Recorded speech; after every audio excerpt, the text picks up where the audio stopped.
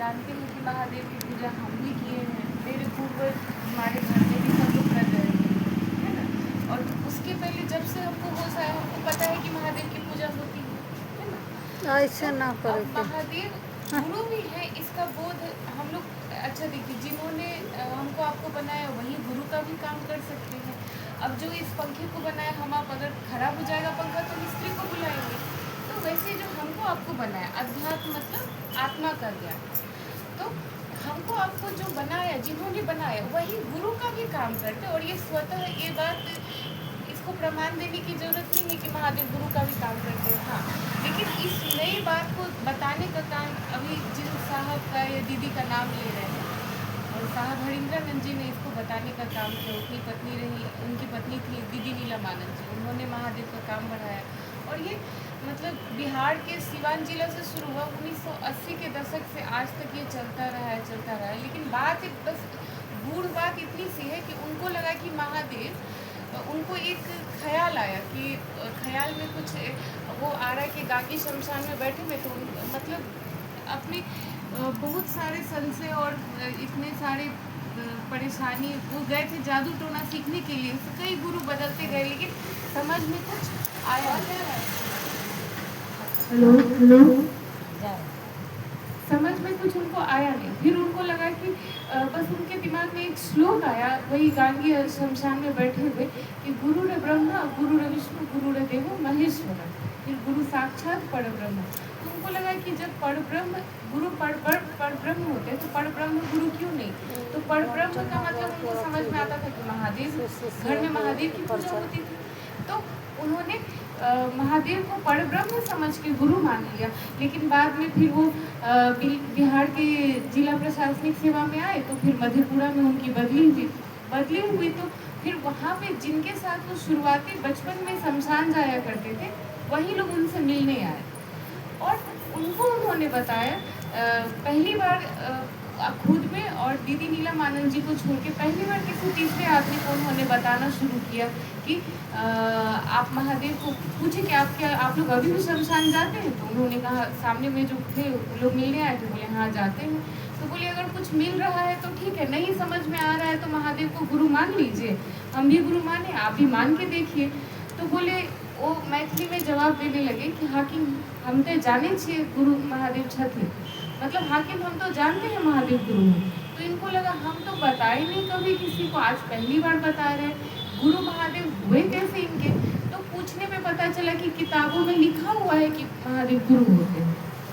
अब देखिए कि ये तुलसीदास भी लिख दिए हैं कि गुरु शंकर रूपिणो।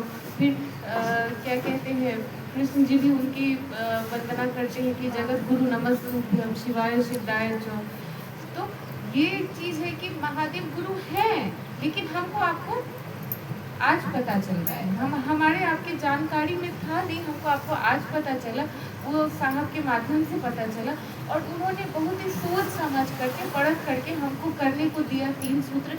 अब ये सूत्र है कि चलने का रास्ता है। जैसे हमको आने के लिए यहाँ पे या तो रिक्शा लेना पड़ा, या तो ओला बाइक लेना पड़ा, या ऑटो लेना पड़ा, वैसे ही महादेव तक पहुँचने के लिए, गुरु रूप में पहुँचने के लिए, ईश्वर रूप में तो हम आप पूजा किए हैं, लेकिन गुरु रूप में कैसे उनको उन तक पहुँचा कैसे जाए। अब देखिए, महादेव जो है कि देवता इतने सुलभ है कि जल ही चढ़ा दिए, जो गरीब को भी उपलब्ध है, अमीर को भी उपलब्ध है। अब वो जल हमारे आपके पहुँच में है तो जल चढ़ा दिए। अब जो भांग धतूरा गाय बकरी भी नहीं खाते, वो भी महादेव को चढ़ाया जाता है। मतलब जो सबके पहुँच में, वो महादेव को चढ़ाते हैं। इतना आसान महादेव देवता है। तो जब गुरु होंगे तो उतने ही आसान होंगे, उनसे बड़ा गुरु कोई नहीं। उनको कहा गया जगत के गुरु हैं, गुणाधिपति हैं, मतलब सभी गुरुओं के राजा हैं। उनसे ऊपर, उनसे ऊंचाई में, जैसे कि इस छप्पर के ऊपर चले जाएंगे तो कुछ नहीं, आसमान है। अपने छत पे चले जाएंगे तो कुछ नहीं है ऊपर में। तो महादेव के ऊपर अब क्या है, महादेव के नीचे जाएंगे तो बहुत और अन्य गुरु आते हैं, शरीरी गुरु आते हैं, लेकिन महादेव के ऊपर कुछ नहीं है। अब जब हम सबसे बड़ा गुरु को मान लिए तो देखते हैं, साहब ने ऐसे ही कहा कि पुट टू टेस्ट एंड जज बाय रिजल्ट, मतलब आप इसको टेस्ट में ला के देखिए और फिर परखिए कि आपको परिणाम कैसे कैसे आते हैं। क्या महादेव को गुरु मान के क्या लोगों को हासिल होता है। अगर वो जगत के गुरु हैं तो सही मायने में क्या जगत के गुरु बताना शुरू किया। बताने का काम तो लोगों ने किया, लेकिन परिणाम जो मिलने लगे वो महादेव की तरफ से मिलने लगे। तो आभास होने लगा कि लगता है कि महादेव भी चाहते हैं कि वो गुरु के रूप में स्थापित हुए जगत में। तो ये उन्होंने बस 3 सूत्र परख करके दिया, बहुत जांच के, सोच समझ करके एकदम आसान सा विधा दिया जो कोई भी कर सकता है। और इसमें कोई नियम बंधन नहीं कहा कि कोई शर्त नहीं है, कोई नियम नहीं है। कहा है कि जगत के गुरु हैं, कोई भी छोटा भी नियम लगाएंगे तो जगत का कोई भी एक आदमी इससे बाधित हो जाएगा शिव को गुरु मानने से, तो जगत गुरु की कुर्सी पे वो नहीं रहेंगे। हम आप चला चटिया, हम लोग नियम कैसे लगा सकते हैं जब हमारे गुरु ने कुछ कहा ही नहीं। उन्होंने खाली इतना कहा कि तुम जो करते हो वो लोगों को करने को कहो, वो साहब को कहा। और ये हम सब के लिए लागू है कि हमको जितना समझ है, जितना आता है, वो हमको शास्त्र नहीं पता है, कोई चीज़ का ज्ञान नहीं, लेकिन हमको जो भी मेरे समझ की बात है, हम महादेव के विषय में जो हमको समझ में आता है गुरु के रूप में, वो हम आपको बता रहे हैं। हम 3 सूत्र कर रहे हैं, हम आपको बता रहे हैं। हमको अच्छा लगा, हमको लग रहा है कि मेरे जीवन में बदलाव हो रहा है, हमको अनुभूति अच्छा हुआ, तो हम आपको बता रहे हैं। और 3 सूत्र में मात्र पहला दया मांगना कि हे शिव आप मेरे गुरु हैं, हम आपके शिष्य हैं, हम पे दया कीजिए। मतलब पहले उनको गुरु होने का बोध करा दिया कि हे महादेव आप मेरे गुरु हैं। फिर हम अपना रिश्ता का बोध करा रहे हैं कि हे महादेव हम आपके शिष्य हैं, हे महादेव आप मेरे गुरु हैं, हम आपके शिष्य हैं, हम पे दया कीजिए। गुरु का काम है दया करना।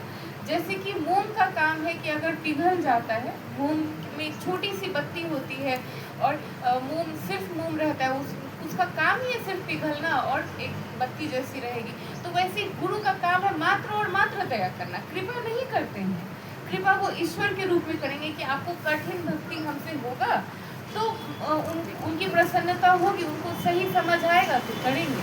तो लेकिन गुरु के रूप में मात्र दया करते हैं, मतलब मर्सी करते हैं। जैसे कि सबसे ऊंचा पोस्ट जब हमको हर जगह से हम हार जाते हैं, हमसे बहुत बड़ा कोई अपराध हो गया और भारत में सारे कानून मेरे लिए अब सब दरवाजे बंद हो गए। हम निचली अदालत से, फिर हाई कोर्ट से भी हार गए, हम सुप्रीम कोर्ट से भी हार गए। तो हम राष्ट्रपति के पास एक ये आवेदन डालते हैं कि हमें मर्सी दिया जाए, हमसे गलती हुई है लेकिन फिर भी हमको जीवन का दान दिया जाए, दया हम पे दया की जाए। वैसे ही महादेव के सामने भी है कि हम किसी लायक हैं नहीं, हमसे कुछ होना भी नहीं है, लेकिन तब भी आप हम पे दया कीजिए। तो महादेव का काम है गुरु के रूप में मात्र दया करने का। तो दया हम उनसे मांगेंगे, पहला दया हुआ। दूसरा चर्चा, मतलब आपस में जब हम गप करते हैं, हमारे गप करने का बहुत विषय होता है, हम आप गप लड़ाते हैं बचपन से हम लोग खाली इधर का गप, उधर का बात, इधर की बात। तो उसी गप में 2 मिनट वक्त निकाल के सामने वाले को समझाने का प्रयास करना है कि दीदी हम भी शिव को गुरु माने हैं, आप मान के देखिए, हमको अच्छा लगा है, आपको भी अच्छा लगेगा। और वो किसी से भी कर सकते, चाहे घर में, चाहे फ़ोन पे, चाहे अपने सगे संबंधी में, किसी अनजान व्यक्ति से भी आप महादेव से दया मांग के कोशिश करिए कि सामने वाले को भी हम उससे महादेव की बात करें। जितना ही हमको आता है, जो भी आता है, नहीं भी आता है तो ठीक है, महादेव से दया मांग के जो टूटा फूटा मेरे से हो सके, महादेव जैसे जैसे आपको परिणाम देने लगेंगे, आपको लगेगा कि हमको ये बात उनको शेयर करना, हमको किसी को तो ये बात बताना है। तो हो गई चर्चा। चर्चा मतलब